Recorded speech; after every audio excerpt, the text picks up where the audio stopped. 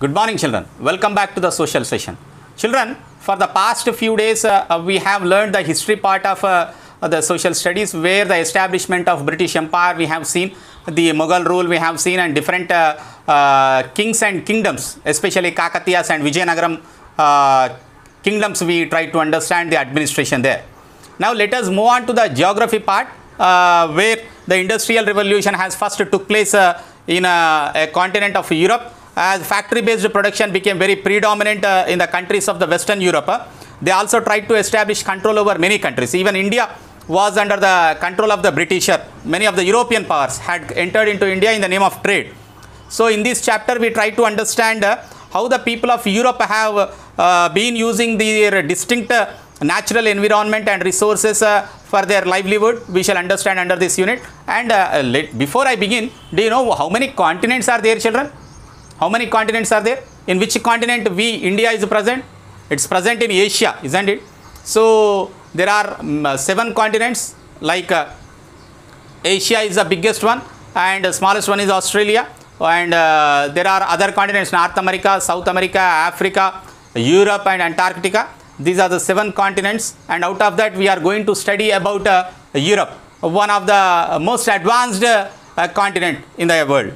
And in order to find out the location of the Europe, and to see how far it is from India, we need to look into the atlas or globe, how far it is from India. And the Europe has been shaded in the given textbook map. The Europe, okay, Asia is the biggest one, Europe is smaller than Asia, but from India it is very far away.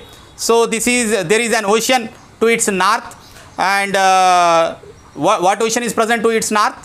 It is the Arctic Ocean, which is present to the north of the European continent, and to the western side you find Atlantic Ocean, and on the eastern side you find the Asian continent, and to the southern side you find Mediterranean Sea.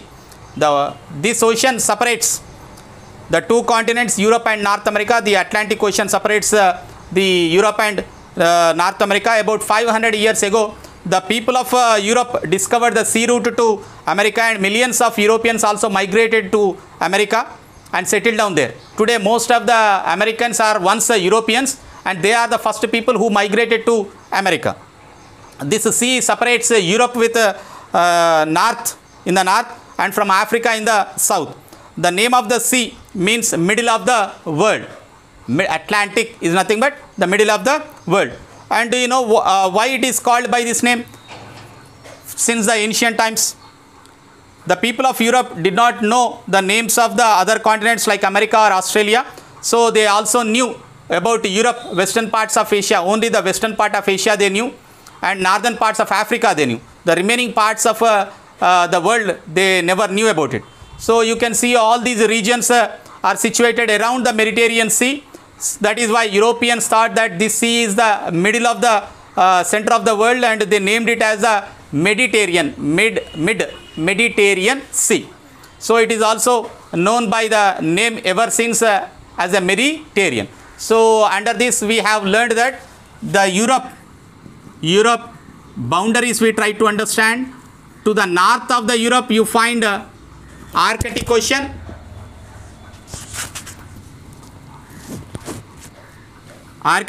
you find, and to the western side you find Atlantic Ocean, and to the southern side you find Mediterranean Sea. Why the name Mediterranean has come? Because people considered this as the middle, that is the center of the earth. For that reason they named it as the Mediterranean Sea. So this is a boundary between Africa and Europe. Atlantic Ocean is a boundary between North America and Europe, and Arctic Ocean is to the north of the Europe. So this is how the boundaries of Europe are located. And coming to the Ural Mountains, the Ural Mountains are on the eastern boundary of Asia and Europe. The mountains are not very high, and Asia is Asia is on the east of these mountains. To the east, Ural Mountains is on the eastern side. This is the eastern side.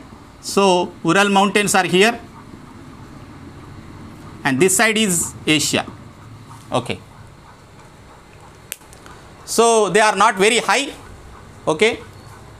And Europe is to the west of the Ural mountains. In fact, Asia and Europe are one continuous landmass.